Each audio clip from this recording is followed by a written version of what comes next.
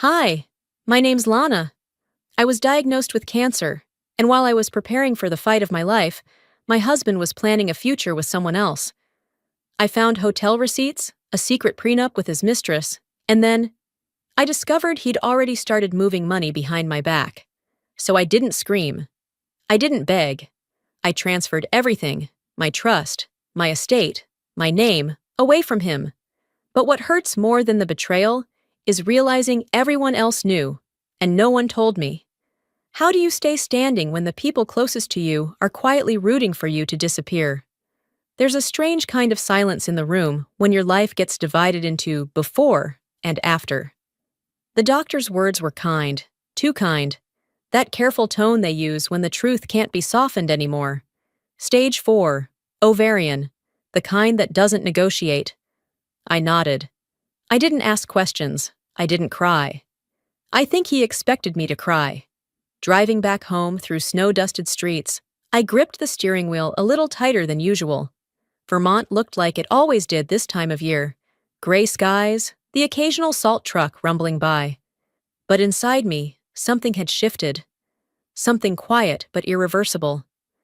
By the time I pulled into our driveway, I had already made the first decision. I wasn't going to tell anyone. Not yet. Inside the house, I peeled off my gloves, placed the envelope with my diagnosis on the kitchen table, then moved it. I didn't want it out. I didn't want it to exist.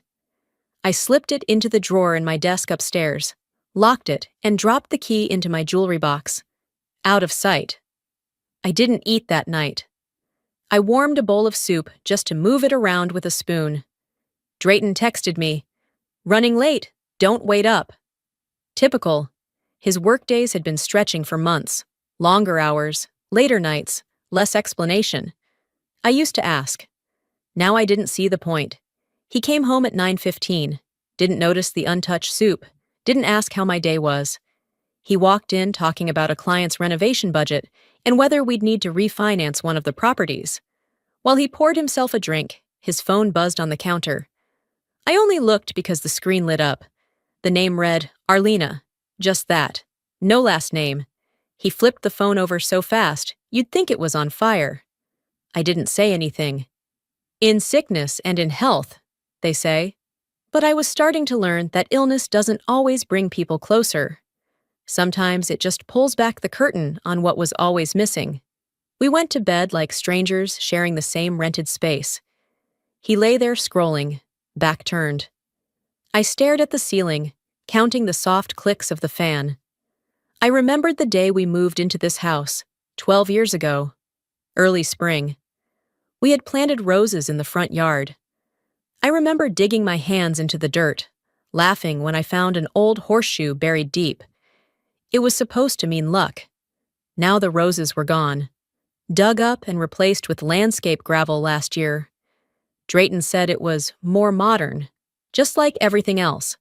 Updated, efficient, easier to manage. At some point during the night, I reached out under the covers. Not for him, just for something warm. But there was nothing.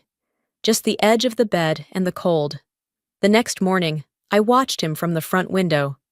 He was standing by his car, phone in hand again, thumbs moving quickly. Then he smiled. A real smile. The kind I hadn't seen in months. And that's when I realized. He wasn't smiling at me. The moment passed, but it stuck to me like residue. That smile. It lingered even after Drayton drove off, his taillights swallowed by the street. I stood there longer than I needed to, the coffee in my hand gone cold. There was a time when I could tell who he was talking to just by the way his shoulders relaxed. This wasn't one of those times. And that wasn't my smile. Later that afternoon, after cleaning up breakfast and folding a load of towels, I sat at my desk to sort through bills. The usual: utilities, mortgage, insurance. One email caught my eye. It was from the credit card company. I almost deleted it. We rarely use that account anymore. But something told me to click. There it was. In black and white. The White Birch Inn, Burlington. 2 nights. King Suite. Champagne and spa package. Reservation under Drayton Cole. Below it, A name. Arlena Voss. I didn't move, just stared. There were no explanations this time. No justifiable business expense. No out-of-town client. No conference call to excuse away 2 nights of luxury. I forwarded the receipt to myself. Then again. Then I saved it under a new folder I had just created. Fireproof. No yelling, no confrontation. I didn't need either. What I needed now was information and distance. By Friday morning, I was sitting across from Alan, our old family attorney. He greeted me with a hesitant smile. We hadn't spoken in years. I slid a folder across the desk and waited as he flipped through the marriage agreement we had signed over a decade ago. He paused, eyes narrowing, then looked at me. You signed over full power of attorney 10 years ago, during your hysterectomy. I remembered that surgery. The pain, the fog. And Drayton, standing beside my hospital bed, asking me to sign a couple of papers so he could handle things while I recovered. Just sign it, sweetheart. You don't need to worry about this stuff. Alan shook his head. You basically handed him full control. He can liquidate, transfer, restructure, without notifying you. I sat back, not in shock, but in recognition. He hadn't started preparing for my absence when the cancer came. He had started years before, when I was too weak to read the fine print. And I let him. That afternoon, I drove home with the windows down, even though the air was still crisp. I needed something real to cut through the feeling that I'd been living a script someone else wrote for me. When I pulled into the driveway, Drayton's car wasn't there. It rarely was these days. I stepped inside and headed straight to the kitchen, washed my hands, and began pulling out ingredients for dinner. I wasn't sure why I still cooked. Maybe it was habit. Or maybe I wanted to be the one to decide when that habit would end. I put on the earrings he bought me for our 10th anniversary. Gold with small diamonds. Expensive, but impersonal. I used to think they were romantic. Now I realized they were just quiet hush money. A glittering way to say, stay in your lane. Drayton arrived halfway through the meal. He didn't apologize for being late. He never did anymore. He said something about traffic and a call running long. I nodded. I asked how the client responded to the pitch. He made up a name. I didn't correct him. While we ate, he scrolled through his phone between bites. I could see his reflection in the wine glass. How he'd smirk when a text came in. How quickly he swiped it away. I watched in silence. Not because I was afraid, but because I had already started preparing my answer. After dinner, while he showered upstairs, I went to the office. I printed out the hotel receipt. Then I folded it neatly, slipped it into an envelope, and sealed it. Not with tape, but with the wax kit I kept from when I used to write letters to my mother. I pressed the red wax firmly, the stamp leaving a clean impression. I didn't write a name on the front. I didn't need to. I placed the envelope in the back of the desk drawer, behind a stack of tax records. Not for revenge, not even for confrontation, just for when the time came. By Sunday morning, the envelope was still in the drawer, untouched. I hadn't told a soul, not Merrick, not Sorrel, not even Gilda, who somehow always managed to find out everything before anyone else. But something about the way Drayton left for a meeting that morning, wearing the shirt he only ironed for very specific occasions, made me pause. There was a rhythm to his deceit now, well-practiced, smooth. He'd become efficient at it. Quiet cheating, like a silent drip from a faucet you've learned to tune out.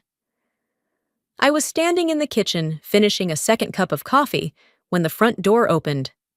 "Surprise!"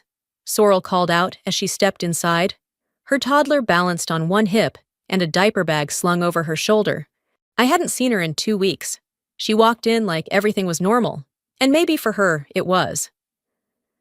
Drayton appeared from upstairs like he'd just come home from war, wide smile, arms open. "Look who's here!" he beamed, already reaching for his granddaughter. He kissed Sorrel on the cheek like the doting father of a Hallmark ad. "Did you bring the pastries?" she asked, dropping her bag on the floor. He nodded. Of course. I stopped by Main Street Bakery this morning. They both sat down like it was Sunday brunch. I stayed standing. Sorrel gave me a side glance and half a smile.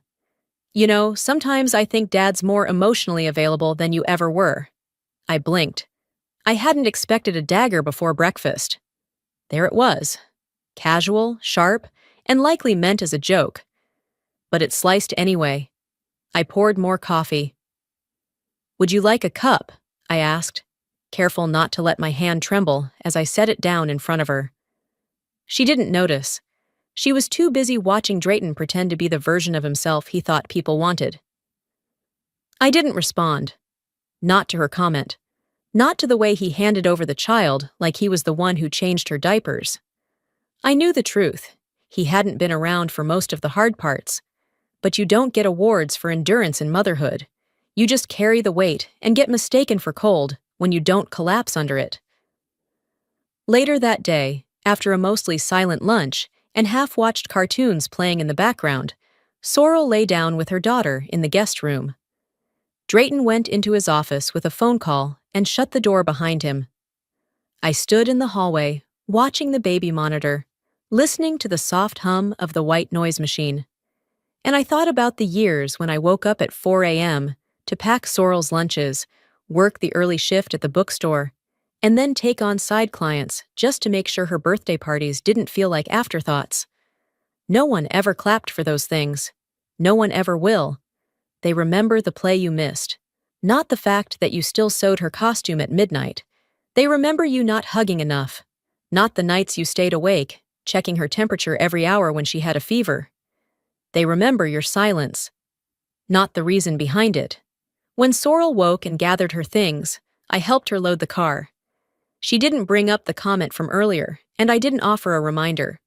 Before she got in, I said quietly, "I hope one day you'll see the things I never had time to say out loud." She looked at me, just for a second. Her expression flickered, but she nodded. The toddler, grinning, reached up and handed me a drawing. 3 stick figures, scribbled in crayon. "That's you," she pointed. "That's Mommy. And that's the happy man." Behind her, Drayton chuckled. I must have made an impression. I smiled for the child's sake.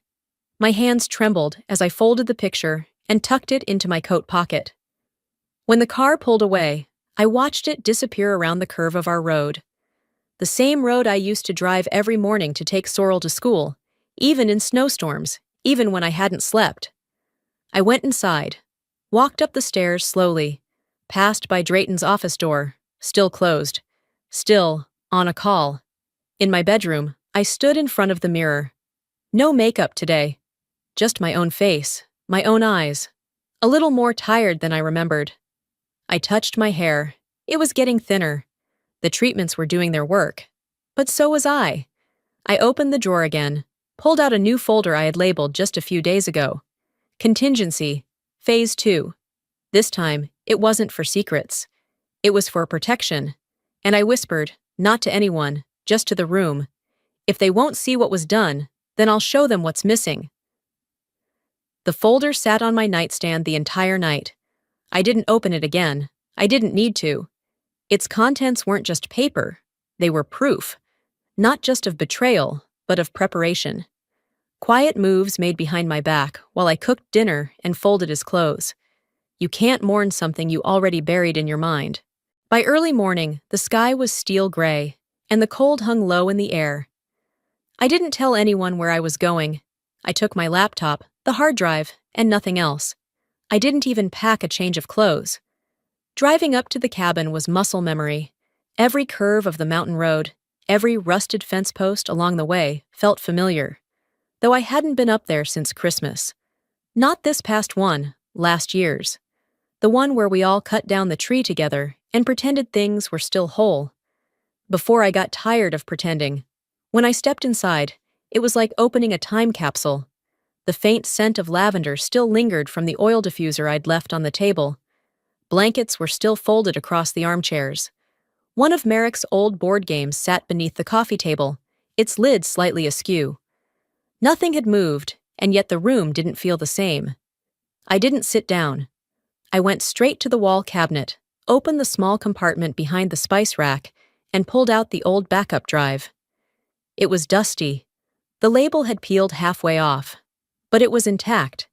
The camera system we'd installed years ago had been left running, storing everything onto this drive.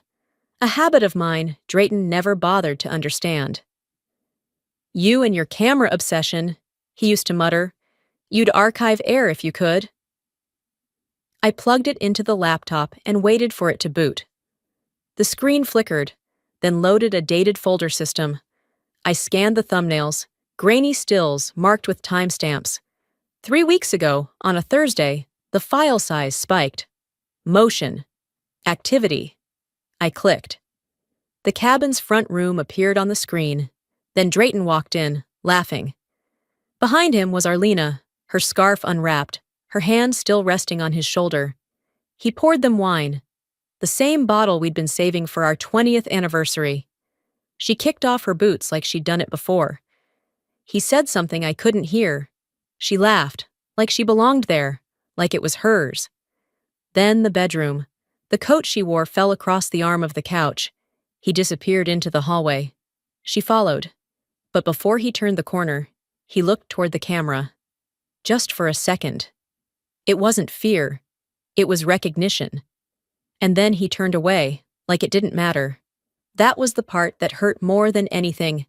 Not the kissing, not the way he held her waist, not even the wine. It was the knowing. He knew it was my space, my place of peace, and he desecrated it anyway. I closed the laptop without watching more. My hands were trembling, but my breath was steady. I sat at the kitchen table where we used to eat pancakes as a family, where Sorrel once threw a tantrum over blueberries, and where Merrick carved his name into the edge of the wood when he was 9. I didn't cry, I didn't scream. I just stared out the window at the frost layering the ground and began writing a list in my notebook. Final separation actions, private and legal. It was methodical: asset freeze, trust reassignment, healthcare directives, property hold. My handwriting didn't shake. My lines were straight, neat. I added deadlines beside each bullet point. No emotion, just execution. Later, I stepped outside. The sun had barely broken through, but I needed the fresh air. The wind bit into my cheeks as I stood on the porch. I stared at the line of pines that edged the field. They'd always stood tall, season after season, no matter what was planted or harvested.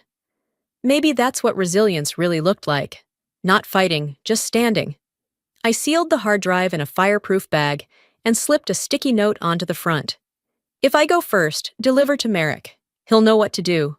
Back inside, I tucked it behind the pantry shelf, between the backup generator manual and an old copy of our mortgage papers. Then I put on my boots and walked into the backyard. The ground was stiff, but not frozen. I stepped down slowly, pressing my heels into the dirt, grounding myself. They took my name out of their stories. So now I write the ending. When I got back to the house that evening, the front porch light was still on. It flickered faintly, like it hadn't been changed in years.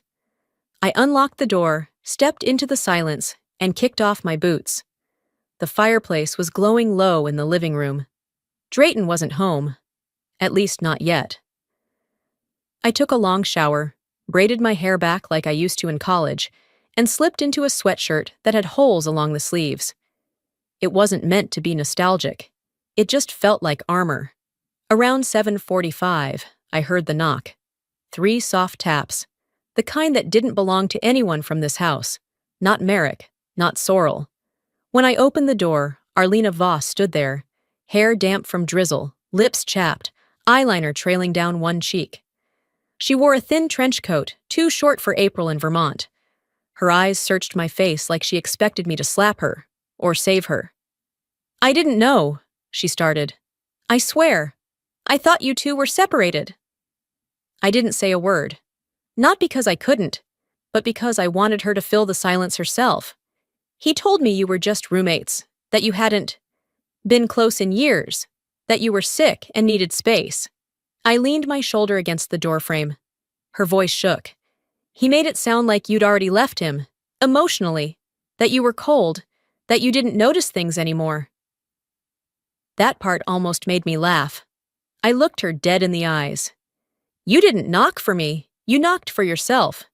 And now you'll leave for the same reason. I closed the door, not hard, not loud, just enough to make it final. I turned off the porch light on my way back in. Around 9:00, Merrick got home from work. He took off his coat, dropped his keys in the tray by the door, and walked straight to the kitchen where I was slicing apples for tea. You okay? He asked. I didn't answer right away, just handed him a cup. We sat across from each other in the dim light of the kitchen. No music, just the occasional creak of the old floorboards. You know why Dad never bonded with me, right? He asked, setting his mug down. I looked at him, not puzzled, just waiting. Because I see things, he said. Like you do. Because I don't flatter him.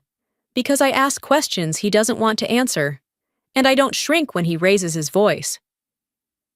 He drummed his fingers once against the table. I'm not sorry I turned out like you, he added, and I think he is. It hit deeper than I expected. Not as an insult, but as clarity. Recognition wrapped in grit. I reached over and placed my hand gently over his. Then I guess we're both still standing. He smiled, tired but proud. That makes two of us. After he went upstairs, I lingered in the kitchen a little longer. When the clock hit midnight, I walked to my desk and opened the folder I'd labeled active. I wrote a letter. Not a dramatic one. Just direct. To my attorney, please proceed with the trust revision and property reassignment. Freeze all accounts under joint authorization. Include Merrick as alternate medical POA. Include backup guardianship for minor grandchild. Final line. If he pushes again, I will no longer just withdraw. I will dismantle. I sealed the envelope and slid it into the folder. Then I sat at my vanity and removed the earrings I'd worn earlier. The ones he gave me on our 15th anniversary. I laid them flat beside the glass tray. No sentiment attached. As I looked in the mirror, I whispered, not to my reflection, but to the space he used to occupy in my life. I'm not the one who disappeared. You are. At 6 a.m., the growl of tires on gravel snapped me out of a shallow sleep. I moved to the front window. Drayton's car pulled into the driveway, but he wasn't alone. In the passenger seat sat a woman who didn't flinch when the engine stopped. She knew exactly where she was. She didn't ask for directions. She didn't hesitate. She adjusted her coat, checked her lipstick in the mirror, and reached for the handle. He heard the warning, and he came to test it.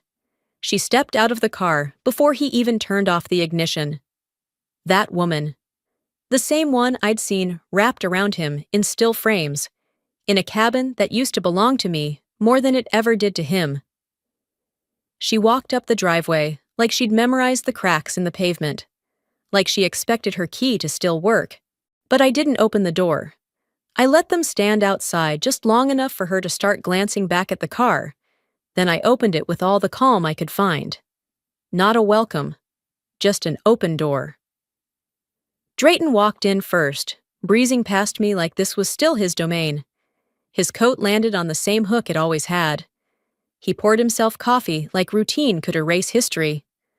I followed him into the kitchen without saying a word. The other woman? She lingered by the entryway, unsure whether she belonged. She didn't. He turned toward me, mug in hand, and said, "We should probably talk. There's been a lot of confusion lately." I nodded. "Yes. Let me show you what clarity looks like." We moved to the dining room. He sat in his old seat at the head of the table. I stayed standing. Then I placed the black folder in front of him and flipped it open. Inside was everything. Still images from the cabin camera, labeled by date and time. Receipts from the joint account he thought I never checked. Emails forwarded from the hotel's reservation system. The power of attorney he had manipulated 10 years ago when I was groggy from anesthesia. And most importantly, a notarized document showing the trust was no longer within his reach. I watched his face, the way it twitched, not in shock, but in irritation. The game had shifted, and he wasn't the one holding the rules anymore. "You thought I'd die quietly," I said, my voice even. "I decided to live loudly, on paper." He flipped through the papers, one by one. When he reached the notarized page, he exhaled sharply. "You really think this'll hold up in court?" I leaned slightly forward, my hands on the back of the chair across from him. "It's not court I'm worried about, it's your reputation." For the first time in a long time, he blinked and didn't have a comeback. I took that silence and left the room. An hour later, I stood in the backyard with Merrick and Sorrel. The morning sun had burned off the frost, and the grass felt soft beneath my shoes. I handed them each a sealed envelope. Merrick's was heavier, documents transferring legal control of the trust to him. Sorrel's held updated healthcare directives and letters I'd written in the middle of the night, when I couldn't sleep and didn't want to be angry. "If something happens to me," I told them, "don't go to your father, you go here." I handed them a card with Alan's number, my attorney. Merrick stared at the envelope, then at me. "You're serious?" "As a second will." Sorrel shifted uncomfortably. Are we at that point?" "We passed that point months ago," I said. "He didn't just cheat on me. He tried to erase me. I've redrawn the map." Neither of them argued. By nightfall, I was back inside, curled up by the fireplace with my laptop. The flames cracked softly beside me. I clicked into my email to forward some files to Alan and found a new message. Subject: Inquiry regarding inheritance assets from legaloccole&partnerslaw.com. The body of the email was short. Too short. "Consider this your final opportunity to settle amicably before we take further action." I closed the laptop. I didn't frown. I didn't feel the panic they wanted me to feel. I stood and walked toward the fireplace, letting the heat press gently against my legs. I looked into the flames like they were speaking a language only I could understand. "I already settled," I whispered. "What's left is just ash." The next morning, I sat across from Alan in his office, the windows streaked with spring rain that couldn't decide if it wanted to fall or hover. He handed me a folder, with a look I'd only seen once before, from a nurse who handed me the results without a word, just a hand on my shoulder. "This came in yesterday," he said. "It was filed 2 days ago, quietly. You weren't meant to see it yet." The envelope was cream-colored. Elegant. I didn't even have to open it to know it reeked of entitlement. Inside, a prenuptial agreement, filed under Drayton's name. Named party, Arlena Voss, filed 3 weeks ago. Same week I was at the infusion center, watching the IV drip and wondering if my fingernails would fall off this time. No anger, no gasp, just something low and final settling into my chest, like wet cement poured over a crack that was already there. "He wasn't just planning to leave me," I murmured. "He was rehearsing it while I was still here." Alan didn't answer. There was nothing to say.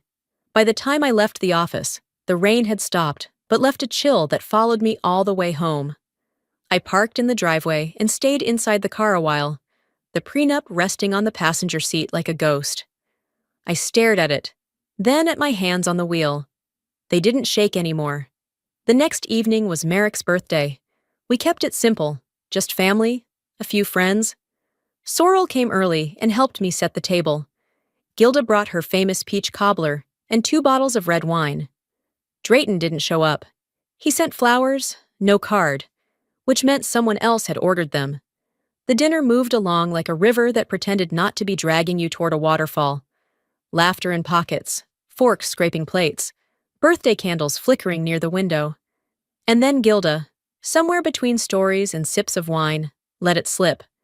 "You know," she laughed, swirling her glass, "Drayton told me months ago he wasn't planning to stay. Said he already had plans with Arlena." Oh, her voice cracked right there. Too late. The room froze. Merrick's fork stopped midair, his face unreadable. Sorrel set down her glass so slowly you could hear the slight tap on the table. Gilda's eyes widened. Her hand covered her mouth. "I didn't mean..." I thought. I stood, picked up the stack of empty plates, and without looking at anyone, said, "Well, that's one mystery solved." No one followed me into the kitchen. That night, around 10, Sorrel knocked on my bedroom door. She stepped in before I answered, her arms crossed like she wasn't sure what to do with them. "You knew?" she said. "You knew all of this and didn't tell us." I folded a sweater and placed it in the drawer before I responded.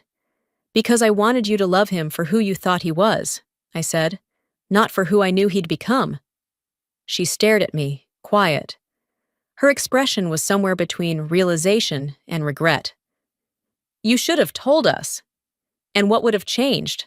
I asked. "You would have grieved sooner? Hated sooner?" I needed time to gather myself. Now you understand why. Sorrel didn't argue. She just left the door half open behind her.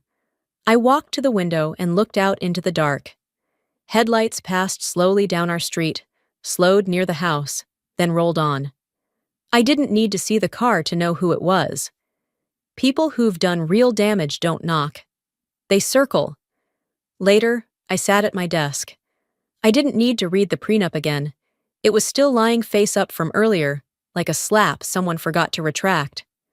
I looked at it one more time, then whispered to the still air, "If you think you can burn down what I built, you better pack matches." Then I reached forward, turned off the desk lamp, and walked away. By Thursday afternoon, the weather had turned.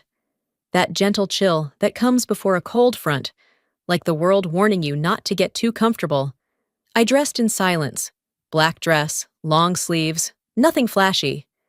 I wrapped my hair in a silk scarf, a gesture for myself, not him. I left early. The restaurant wasn't far, but I didn't want to arrive second. Not tonight. The hostess smiled when she saw me, led me to the corner table.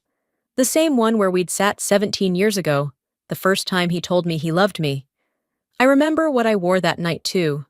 A green sweater with a snag on the left cuff. He said I looked like I belonged in a painting. Tonight, I didn't want to be anyone's muse. I sat with my hands folded, eyes on the front entrance. Drayton walked in at exactly 7:35, dressed like he was on a board of something important. Navy blazer, tailored shirt, that expensive watch he only wore when he wanted to be noticed. He smiled like none of it had ever happened, like there hadn't been a cabin, or a woman, or a lawyer. "Just like old times," he said, sliding into the seat across from me. I smiled back. "Except I'm not the one pretending tonight." The server arrived. He ordered the same dish he always did. Ribeye, medium rare, glass of bourbon neat.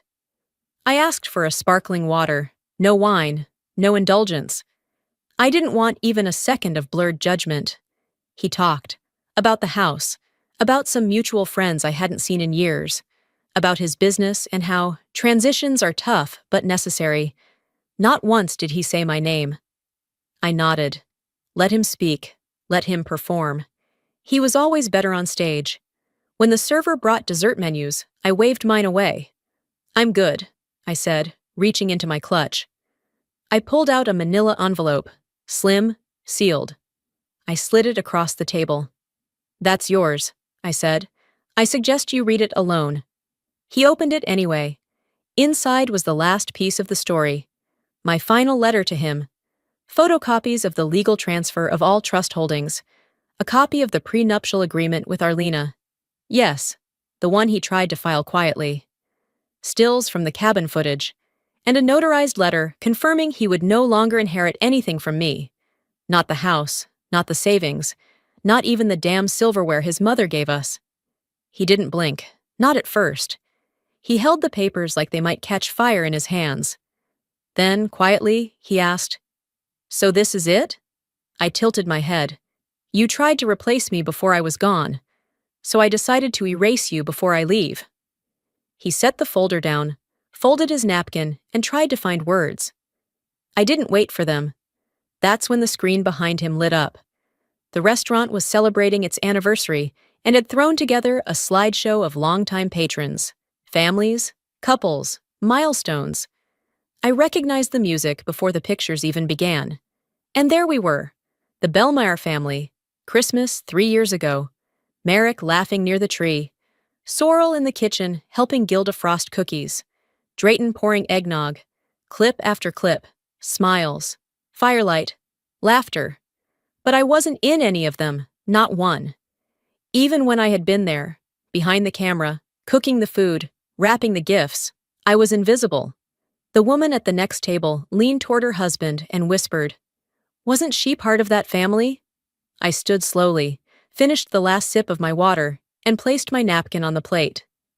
"Funny, right?" I said to no one in particular. "You deleted me from their stories. Now I've simply returned the favor." I turned. Didn't look back. Outside, the air was sharper than it had been when I arrived. My lawyer was waiting in the car, parked near the curb. I opened the door, slid into the passenger seat, and handed him a flash drive. "He might still fight," I said, "but I don't bleed for him anymore." We didn't say much on the ride home. As we pulled into the driveway, I looked back at the restaurant's lights disappearing behind the trees. "Let him go down with his silence," I said. We pulled into the driveway just past 9. The porch light was still on, humming softly, casting a weak halo over the doormat that hadn't seen a welcome in weeks. I didn't go inside right away. I sat in the car a moment longer, fingers resting on the edge of my clutch, listening to the engine tick as it cooled. Inside, everything was still. Not quiet. Still. There's a difference. Quiet is something you expect. Stillness is what remains after all the movement has stopped. Over the next few days, I stayed mostly in the house. I didn't answer calls unless they were from Sorrel or Merrick. I didn't check social media, didn't scroll through old emails, didn't reread anything from Drayton. Not that he'd sent anything. One afternoon, I stood in my office and looked at the boxes I'd begun packing. Not for moving, just organizing.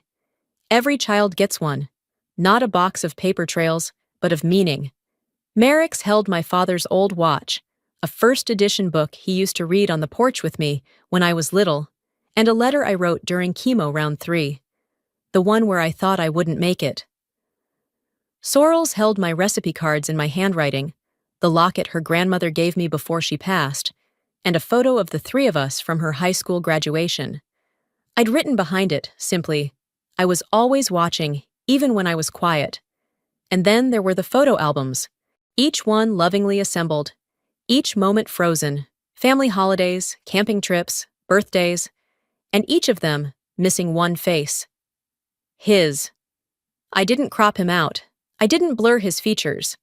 I simply selected the moments he wasn't in. Or when he was, I turned the page. I didn't explain why. Sometimes healing isn't found in what you preserve. It's in what you refuse to carry forward. One week after the dinner, I packed the boxes into Merrick's truck. He and Sorrel came by to help with the garden. I watched them move with practiced coordination, the way siblings do when they've lived through something shared and wordless. Later that afternoon, Sorrel sat beside me on the porch of the cabin, a quilt over her lap, flipping through her album. "Why'd you leave the gaps?" she asked, her voice low, not confrontational. I didn't turn toward her. I just watched the fog dance over the mountains. "Because some things aren't meant to be filled," I said. "They're meant to be remembered, as warnings." She didn't reply, but she nodded. That was enough. Drayton hadn't been seen much since, not at fundraisers, not at the golf club. His name had disappeared from the company site. Word was that investors started pulling out after a local magazine ran a piece about quiet divorce justice. It didn't name names, but anyone who knew, knew. He hadn't been arrested. There were no court dates, no splashy lawsuits, but silence can be louder than scandal. At events, people didn't greet him. They turned their heads, pretended to check their watches. He wasn't exiled. He just found himself standing alone. I never said his name again. Not to Merrick, not to Sorrel, not even in my thoughts. Not out of shame, just choice. His name had taken up enough space in my story. One late evening, as the wind shifted and brought in the scent of early summer, I walked the garden path behind the cabin. My steps were slower now. The treatments were wearing me thin, but not hollow. I sat on the bench I had placed beneath the old maple, one of the first we planted together, back when things felt like they might last forever. The plaque on the bench read, "She remembered everything and still chose peace." Merrick joined me a few minutes later. We didn't speak right away. We rarely needed to. After a while, he asked, "Do you ever regret staying silent for so long?" I looked up at the branches. They held the last few blossoms of spring, trembling but unbroken. "No," I said, because silence gave me space to rebuild, while they thought I was breaking. That night, after they left, and the house had settled into its nighttime hush, I lit a candle on the windowsill and opened my journal. I didn't write much, just a title for something I might finish someday. This isn't a story about betrayal. It's about what happens when you survive it with your soul intact. Before we close this story, I want to speak not just as Lana, but as someone who's walked through fire and came out not untouched, but unburnt in all the right places. If there's one thing I've learned, it's this. Silence isn't weakness. Sometimes it's a strategy. Sometimes it's the only space we have left to think, to breathe, to plan. And when the time is right, silence turns into a voice sharper than any scream. You don't always get the apology. You don't always get the justice you deserve. But you can still write the ending. You can still decide who gets to stay in your story and who doesn't. If you're watching this and you've been erased, overlooked, or quietly replaced, I hope you know this truth. Your worth isn't based on who recognizes it. It's based on the fact that you survived. And now, you get to rebuild. On your terms. Let me ask you this. Have you ever felt invisible in your own home? Have you ever walked away, not to escape, but to reclaim? If this story touched something in you, leave a comment below. Just drop a 1 if you've ever had to start over. Or tell me where you're watching from. I'd love to know how far this story reaches. And if you didn't connect with it, that's okay too. Tell me why. Every story won't fit every heart. But if it did speak to yours, if it whispered something familiar, then I hope you'll stick around. We have more stories to tell. Ones that heal, ones that bite, ones that remind us we're not alone. So if you're new here, don't forget to hit that subscribe button and turn on notifications. That way, you won't miss the next time we sit down and talk like this. Quiet, honest, and soul to soul. Because sometimes the stories we tell are the ones that help us breathe again.